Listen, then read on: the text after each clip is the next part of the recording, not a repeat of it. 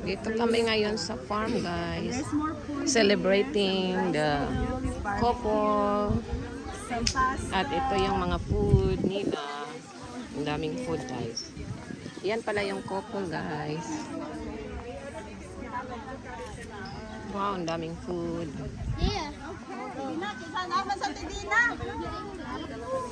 There's more food here.